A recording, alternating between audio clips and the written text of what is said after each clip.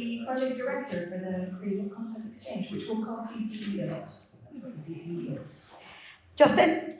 I'm Justin. I'm the commercial lead here at the CCE, and it's been a great journey so far. We've been about 5 months in so far. So, yeah. Great, so for anybody who doesn't know, Heloise, what does the organisation do? Sure, so the Creative Content Exchange is a new marketplace for cultural and creative content, specifically for commercial purposes. We are in the pilot phase of the project, and we started our work with some of the most renowned and frankly complex as well institutions in the UK. I'll say a few: Natural History Museum, of course, the Victoria and Albert Museum, Historic England, National Library of Scotland, the National Archives. I won't name them all, there's 10 in total already, and we're hoping to add a lot more. And why are we here? We're here because demand for data is growing, especially because of AI at the moment, and that's also why we're in this room. Demand is growing, and data consumers really want to access more data quickly and in an easy way on sort of understandable licensing terms. And on the other end of the spectrum, we have in the UK some of the best cultural data there is. But content owners don't always know how to engage in those conversations. And so the market is currently quite fragmented, which is why the CCE is here to bring it all into one place so that buyers and rights holders can come together and engage in a fair licensing conversation. One thing to note is we're working with public institutions at the moment. We still firmly believe that public access for research and academia should remain free. We're really talking here about the commercial layer. So if data consumers want to buy, to train a model, build a product, or build a new sort of paying service. So just to put this into context of what it actually means for the consumer, Vince, could you talk us through why the Natural History Museum has been doing this and what you've managed to create? Sure. So we have been making our data available as an institution for many, many years, but we hadn't really developed those commercial routes in quite the same way. So CCE, for me, filled that critical gap in providing, in a sense, a marketplace where we could actually start to talk with the non-scientific consumers of that data. And it's an issue that we've been really grappling with at the Natural History Museum, and many of my colleagues at peer institutions across the UK have been struggling with this. So we developed enormous scientific impact, but that commercial impact is quite nascent. It's often been developed through very specific services on very specific data sets. It's very handcrafted and quite energy intensive for us to maintain. So CCE for us filled that sort of marketplace gap, like kind of the Amazon, if you like, where we can place our data as a big sovereign data asset and actually then invite consumers to explore that.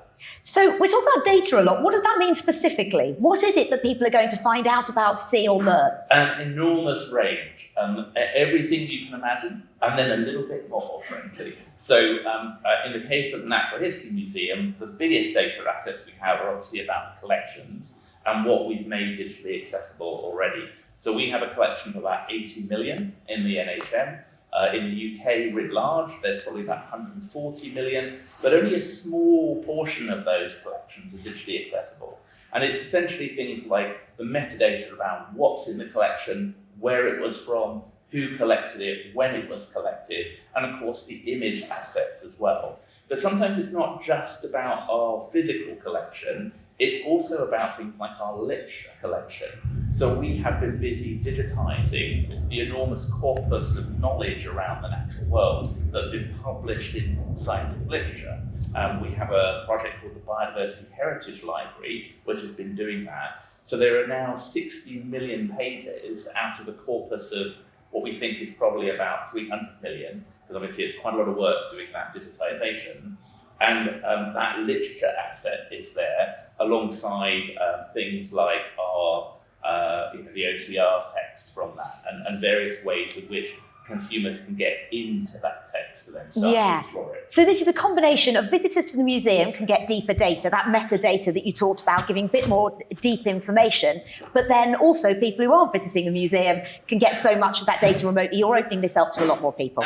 Absolutely, and really whole new ways of exploring that data. So right now we do have various public portals, but they tend to be geared very much to scientific audiences. You kind of have to know what you're looking for to visit those portals. And they are used massively, but by that science audience. They're not used arguably by the commercial sector, who we think would have a much greater interest in some of this content than they presently do.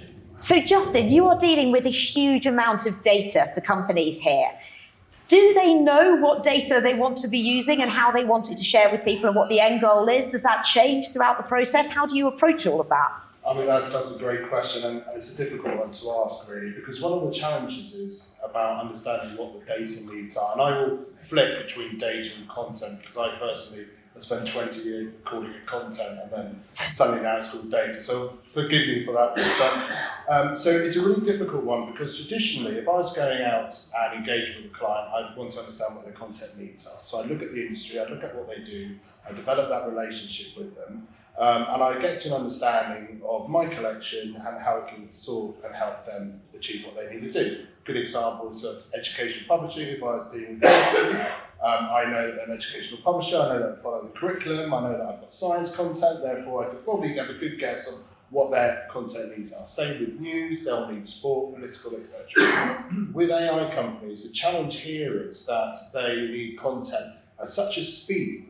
It's incredible to then work out what they need. So they will need something in the morning, they'll need, a million pictures of torsos we've had, for example, as a request, and then in the afternoon they'll want somebody chopping onions, and what we found is, for certainly with the big LLMs, is that the teams that are acquiring this data, even they don't know what they think they need in a month's time, week's time, etc. So predicting that is very difficult, and therefore the answer actually, and it's always been the answer when it comes to content, is content scale. So if we can build a platform that has enough content scale there, that has enough depth and breadth of content, then that effectively creates opportunity scale for content creators. How do you turn a lot of this real life information into data that can be used usefully? Because we often talk about how data needs to be collected in a uniform way and it needs to be usable and fit for purpose. But a lot of the institutions that you're going to be working with are just going to have masses and masses of information of things on display at the Natural History Museum. How do you make sense of all of that and turn it into content or data, whichever you want to call it? So that is something that we're seeing in the market, which is that AI companies need meta-rich content, and they need it in a particular format, and a lot of content suppliers don't have that format and aren't able to have the resources to enrich it effectively. So what we are seeing in the market is content providers having to add an extra layer of enrichment to that data. And again, what that enrichment is all down to who the buyer is. And one of the key challenges we have there is that, understandably, the AI companies don't really want to list what they're training on. They don't want to say, this is what we're going to train coming up, because their competition, they don't want to reveal how their models are being trained. Yeah, of course. So in terms of other types of companies you're working with, Heloise, could you just give us a little bit of a picture of what sort of institutions there are and what it can mean for them? It's been really nice to get the example of exactly what it means for the Natural History Museum. Yeah, of course. So as I said, we started with some of the biggest institutions in the UK, in part because they had sort of digital content readily available, and we felt they were the most ready. And really what we're hoping out of this is that through the CCE, by selling some of their content, it can generate incremental revenue that they can invest further in creating new content or digitization or just their organization more generally. So we were hoping to create that virtuous circle where more and more content gets digitized, because currently only a very small portion of the cultural content in the UK is available in digital form. But that's sort of our focus today. But really, for the future of the CCE, we would want to open to more, all content providers of different shapes and sizes. creative businesses, rights holders, heritage organizations. So this is, as I said, a pilot. We're getting started, but we think there's a massive opportunity to just bring it all into one place and as much content as possible into one place. Do you think it's possibly quite intimidating for an institution to think, I want to do this, this is a great idea, I want to get all of that data out there? Vincent's nodding. Was it quite intimidating knowing you had all of this information? Obviously everything has to be absolutely factually accurate. Where'd you start? Well, where do we start is a really big challenge because the collection is just so large. And actually, when you really start to kind of approach this at scale, it's literally, you almost want to start at one end of the bookshelf almost and kind of work your way to the other. But there are various kind of layers by which you can prioritize that content. Some of it is also driven by what is technically possible as well. Some of our collection is enormously difficult to digitize. We use things like robot arms and things that help us speed that process up. We use a lot of AI to help extract the metadata that's physically attached to those specimens. So there's quite a technical challenge there in just mobilizing the data. And the other thing is that the collections are enormously fragmented. So just natural history alone. So we, Natural History Museum London, we may have 80 million, but across the rest of the UK, we have about 141 million in about 90 different institutions. So trying to kind of spread that technology to across those other institutions so that they can start mobilizing, that's really been one of the big challenges. Unfortunately, we've had some big investment recently in terms of funding that's helping us to really release all of that data. Congratulations. I'm interested in the physical side of things. The robot arm that's going around measuring and stuff, I assume. Obviously, you've got dinosaurs. I mean, you've got all sorts going on. Are you measuring the dinosaur and recreating a virtual version with all the information? What are you doing with all of this data? So a whole mix of things, really. So the data in terms of impact is mainly around, or historically been all around the scientific impact. So that data is aggregated and then addresses all sorts of questions about biodiversity decline, about health, about biodiversity loss, conservation. If you want to know where something was, your only source of information, if you go back beyond about sort of 1975, is essentially natural history collections. And so unlocking that data gives enormous predictive power in terms of then trying to predict what's going to happen to those species in the future. And it's only natural history collections that can really do that. But it is an enormous job. And yes, how we digitize a dinosaur femur that might be almost the length of this stage, right the way through to, say, a tiny calcid wasp, maybe no smaller than a few, like a full stop on a printed page. There's obviously very different processes. So we have different processes for different kinds of specimens. And then obviously then we feed that through to CCE, and there's a pipeline to essentially create these data streams as we generate that data. As an institution, are you learning a lot from this process? A huge amount. I mean, we're learning a lot about everything from how we use technology, about how people consume our data, and also we were talking about digital transformation earlier. We're constantly being digitally transformed by the art of what is technologically possible. So AI over the past, I would say 5 years, has utterly transformed not only the pace and the scale with which we can kind of generate impact and generate data, but it's also really transforming almost what we are as an institution, because suddenly we can glean insights that frankly had hitherto been completely impossible to learn. And of course, then that feeds into things like CCE, where we can develop markets for that data. And going back to CCE's experience of getting started with an institution's data, what are your feelings about how intimidating anybody finds that at the beginning, where to start? I'll start and then you can take over, Justin. But first of all, I'd like to clarify that participation is absolutely voluntary. And so no one is forced to join. And so what we made really clear from the start is the opportunity for this process, as well as people choose to join and they choose what content they put available on the platform, and they choose what terms they make it available on the platform. So I think, and the people in the team who've been sort of going through this process with me, I think it's intimidation. I think it was part intimidation, part excitement. Yeah, of course there's the excitement as well. I think everybody understood really quickly what it was about, understood what the opportunity was about. And so we got actually yeses of, yes, let's do this together quite quickly, much quicker than I anticipated. I think what took a little bit more longer, and frankly, when I say longer, I'm saying 3 months, which in this world isn't necessarily super long, is the onboarding piece and the technical piece and understanding the commercial terms and answering questions about metadata and what the platform does. So I would say this is probably where what's required the most effort. But in terms of getting to that first yes, that was actually quite quick. What's it like, that moment where you feel there is a breakthrough? Suddenly people are learning from the data they had there. They were sitting on information that they can suddenly make more sense of. It's a thrilling feeling. Although we are obviously at the start, but I think the potential for this and where this could go, and sort of how much institutions can get back from making their data available. That's what I'm personally most excited about.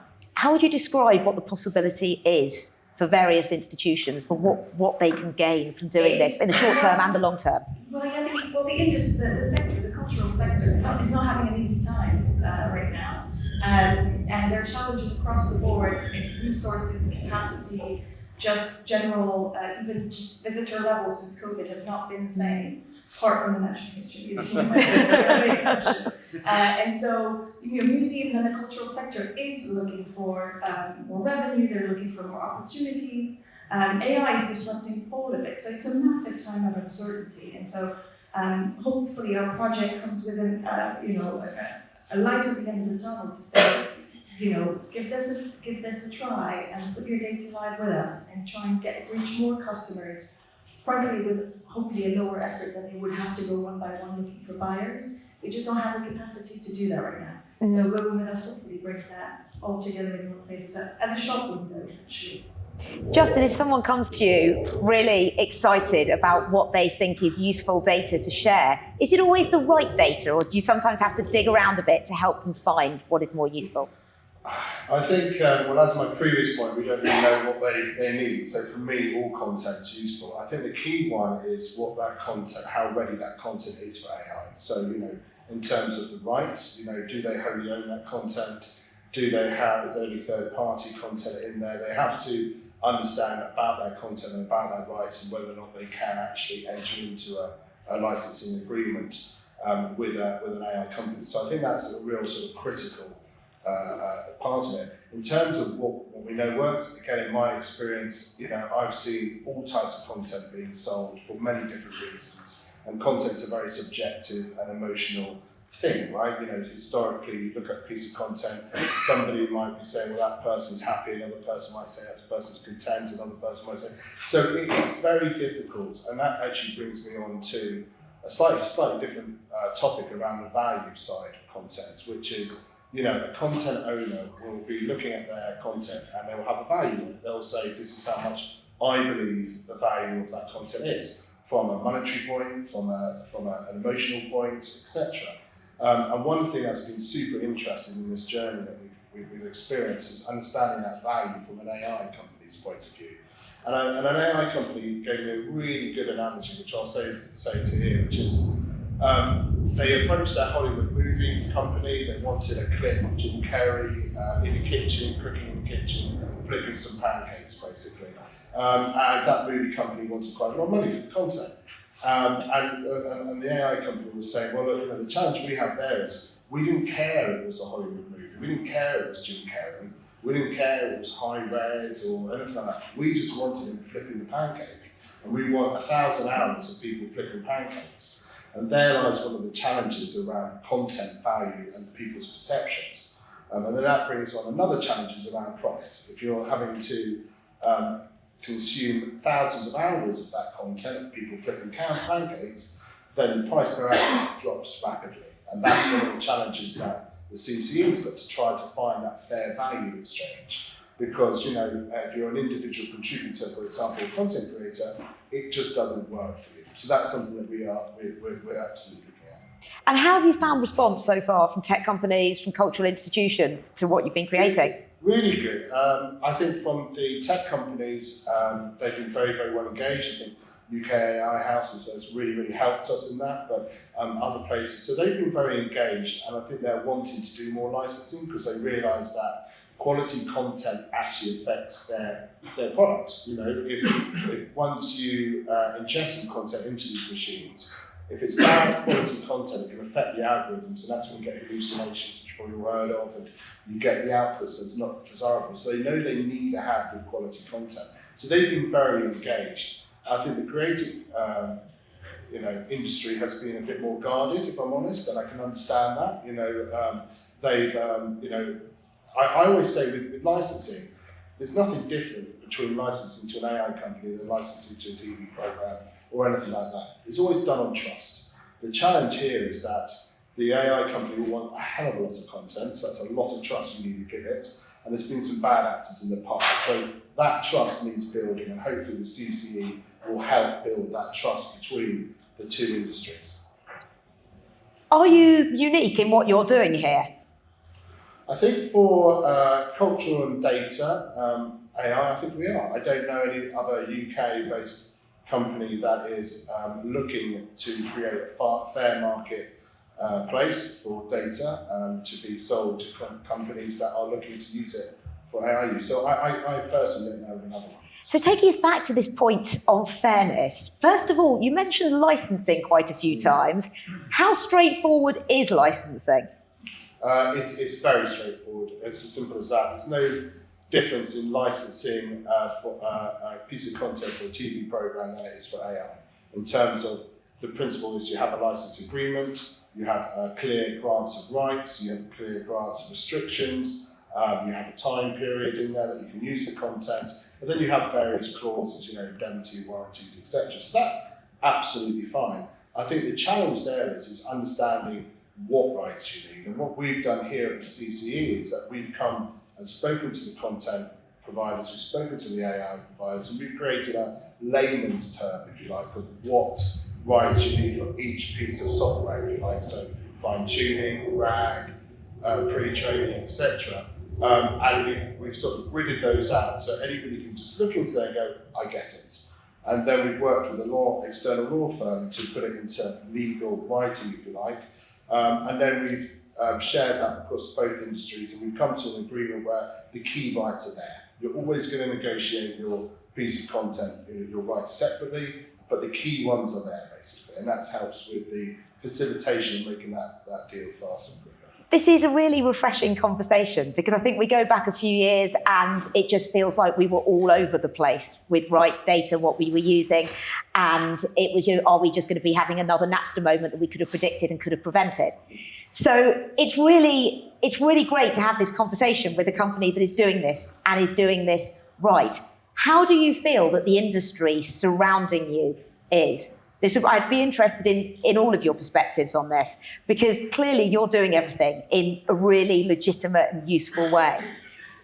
Not everybody is using data that well. Vincent, what are your thoughts?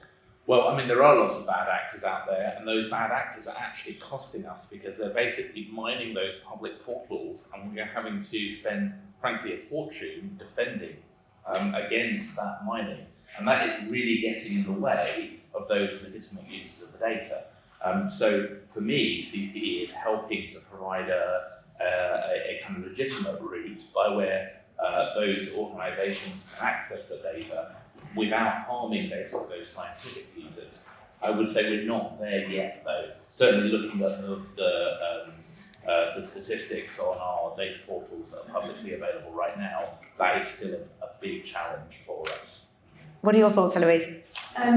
I also came into this team thinking, there's a lot of bad actors and a lot of bad behaviour. I think my biggest and most positive discovery really is that there are lots of actors who want to do the right thing, but just haven't really known how to do it and how to reach out to institutions, how to engage in these conversations. Because it's been so fragmented, as I said, if you need thousands of hours, how are you going to contact 1,000, cultural institutions to get all of this footage or whatever it is? So the conversation we're having, and content providers are honestly nervous in some instances to say, oh, but if they're AI, and what if they take the crown jewels?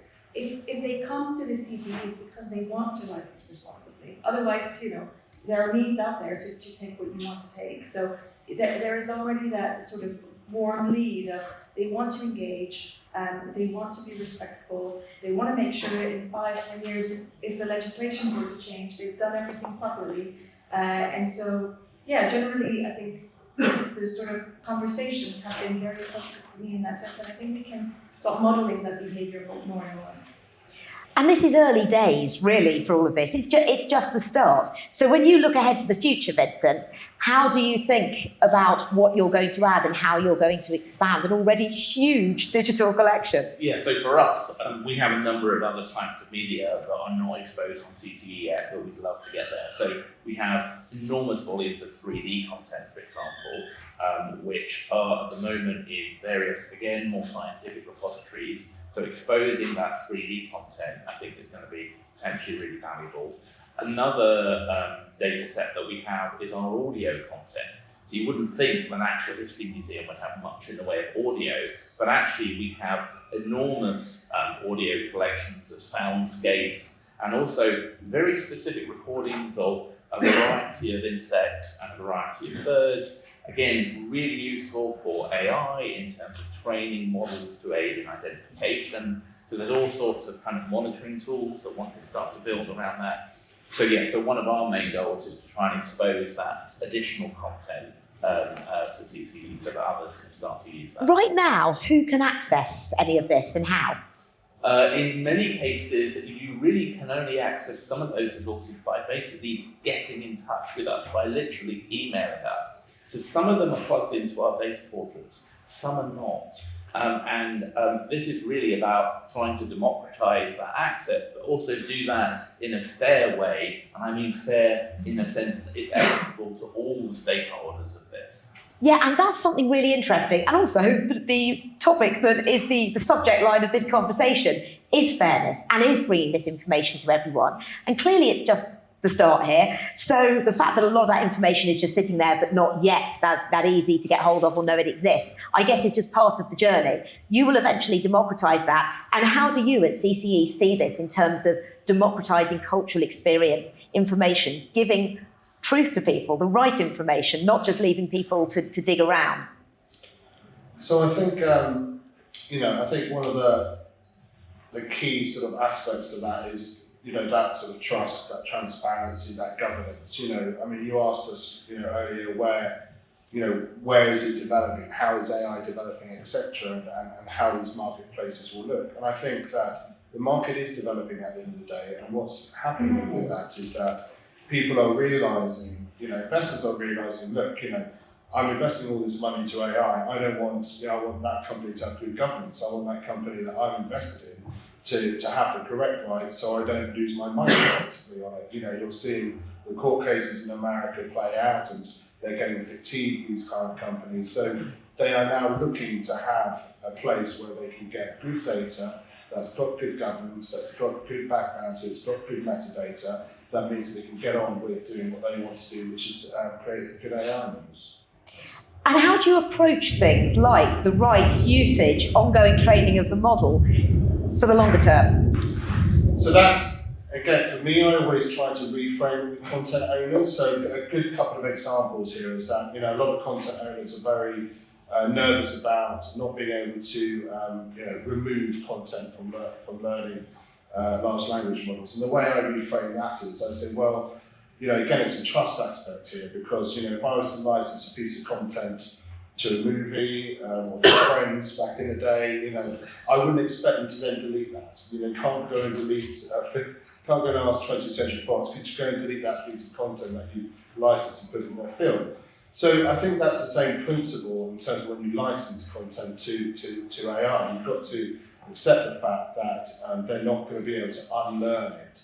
But you've done that all the time. It's a trust aspect. Again, it's a trust of saying, I've got a contractual agreement with this company that they will use the content in according to how I want it to use and according to the money I'm receiving for that. So it's no real difference. It's just about trying to reframe it, if you like.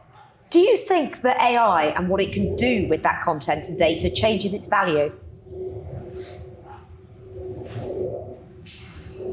I think it depends where you place value. You know, if I'm from a normal human that loves to consume content, that loves music, that loves film, that loves that value is still always going to be there. You know, and human creativity, I don't think goes away. I think it's something that we can all connect with.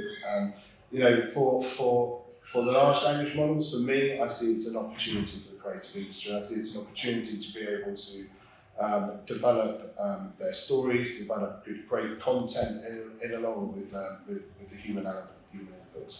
There's a great opportunity here. Heloise, where do you see the future going for CCA? Well, as we've said, we've just started. We have a team that's about 6 months old. We have a pilot running for a few more months. But really, you know, when I look to the future for the CCA, what I want it to be is a real operating, scalable marketplace, right? Where there's, you know, content providers of all shapes and sizes, putting in their content easily at scale, some processes being automated. On the sort of buyer side, people knowing where to find the content, understanding under what terms they can license it for, accessing it really easily and speedily, and just general transactions, you know, a real sort of virtual circle happening here. And one of the, you know, aims for the CC is to benefit the UK economy and the creative sector more broadly. So I would want to see that in the future, having a real positive impact on institutions, buyers, the economy, innovation for the UK. And where, in terms of your clients in general, where would you go to see most of this content? Because I know what happens in the Natural History Museum. How does it work more generally? Does everyone have different methods of where the information is being presented? Currently, yes. Everybody has stored their data in different ways. Some are very creative. Some, you know, and if we talk about non-digitized content, that leaves me, you know, some content are in caves and locked up somewhere. So, absolutely. I mean, technically, we have a bit of a challenge ahead of us to try and bring this all in a uniform, enriched, high-quality way. But that's, I think, part of the exciting journey. We're trying with our platform and our endeavor more generally to give as many options to content providers as possible. So, you know, on our platform, the platform we have right now, we don't have to, you know, you can make it available on our platform without the platform hosting it, without us having to copy any of it. So we really work to try and connect in the way that works the best for content providers. And how companies collect and share their data is just up to them. Obviously, not everyone has a need for a robotic arm and everything you might have at the Natural History Museum. What sorts of data and what sorts of collection are you seeing?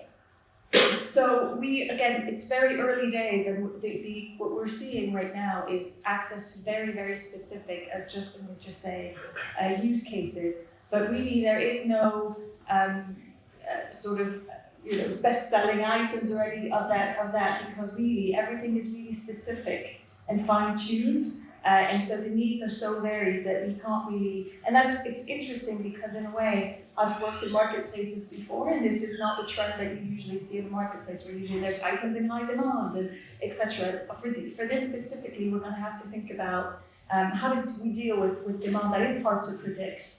And I think our job in this is to just make everything available as quickly as possible, and then people come and choose what they need. And I think it's also, just to add on that, it's also about upskilling the content providers as well, providing them with the knowledge of how to do negotiations with AI. So we don't do the negotiations, it's actually up to the content providers to go and do that. So we can help with that, we can help them understand that. And also from a data perspective, you can absolutely see all these content providers having their own AI systems and wanting to train or fine-tune an instance of an AI platform they might have on their own data, so we can get their data ready for them to then be able to fine-tune it and optimize their AI outputs, and that's only a good thing. So there are additional benefits than just the revenue side of things, I think, for the CC. Maybe one additional thought on this is, for me, I see enormous value across these different data sets. So these collections sit in a cultural context, and there's lots of connectivity that isn't yet made between them. So by having that data in a single marketplace, we can start to bridge those really quite deep silos that exist right now And I think for me, CCE is at the beginning of the journey to enable that to happen, and to enable that to happen in the UK context, so that as a sovereign data asset, in a sense, we can start to extract much more of the value from these extraordinary collections that have built up over the past 250, 300 years. And as a consumer, you clearly wouldn't know what you were looking for in a lot of this. You wouldn't know what was out there. So do you have a lot of, well, you like this, so you might like that? How is that being presented to people? So I think the best way, because it's such a large collection, right? Yeah. So I think the best way that we've been conveying it so far is using the science analogy, saying, well, if you include Natural History Museum, you include Kew Gardens, you include Science Museum Group, and etc., the UK and the CCE will have the largest scientific data collection in the world, right? So it's about, understanding what's the possibility there, rather than say, this is what we've got. And the robot arm's a really good example where we all internally, we had a robot arm, Vince showed us all, it looks really cool, and there's a lot of Lego in there, and I'm a massive Lego fan, so that's another story for another day.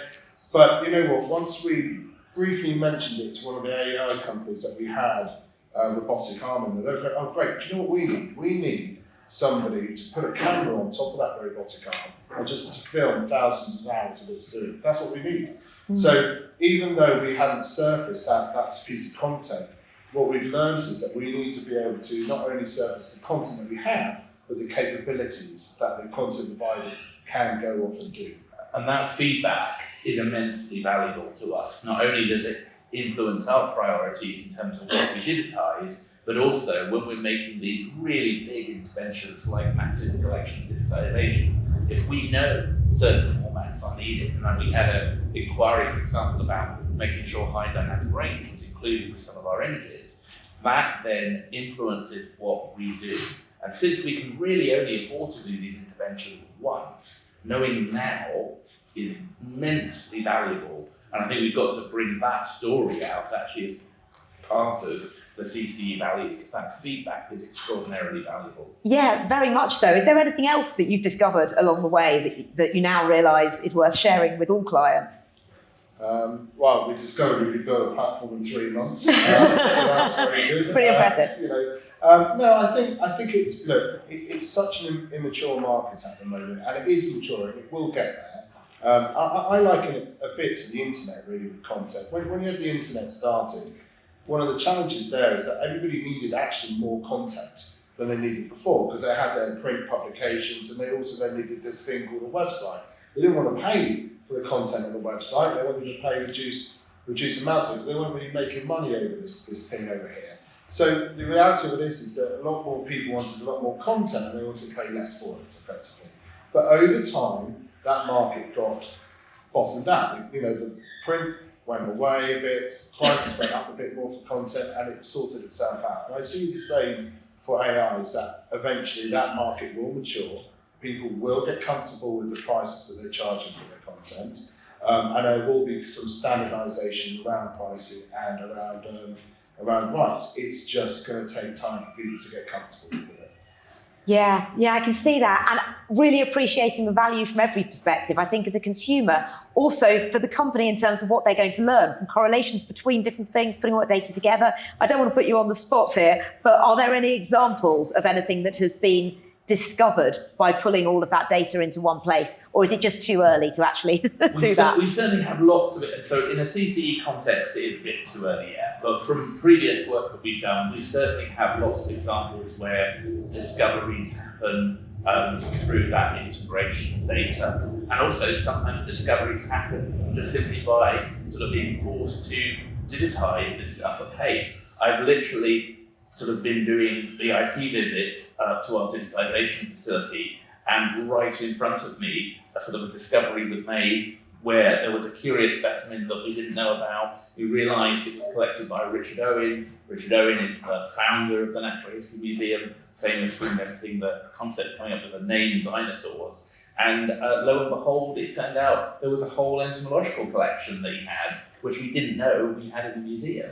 And we've got a few other examples of this. So data gets lost, it gets fragmented, and when you start to integrate different data sets, you build new stories about that data. So we've been, for example, integrating ships' voyages, that data set around where ships have been travelling with our collections, and in effect repatriating specimens to those voyages. And in fact, some Darwin material, hugely culturally important, was kind of linked, and we sort of rediscovered that this stuff was actually collected by Darwin because of that work. So that data integration, which CC starts to make possible, is literally enabling us to make these new discoveries right before our eyes. That's fantastic, and you're really getting value out of that data. Absolutely, yeah. Justin, Heloise, where do you feel most excited that this technology can go? Natural History Museum is such a brilliant example of so many different things. Is there anything that personally excites you two that you really hope can be achieved? For me, I'm working with the collections that we have, and I just on a purely personal basis, I think it's got to be medical, it's got to be that science, for what AI could possibly do for drug development, I think is really fascinating. So me personally, that's where I see it, but I don't know about you. We have conversations as well when it comes to film production, gaming, which are really, really interesting when you think about the potential of using, really authentic type of weapons from whatever century that you can only find because the data is there to tell you what it looked like, what it sounded like, etc. So as a film and TV buff myself, I think these types of projects. Yeah, much excitement. Brilliant. Justin, Heloise, Vince, thank you so much. I'm going to hand over to Tim now. Thank you.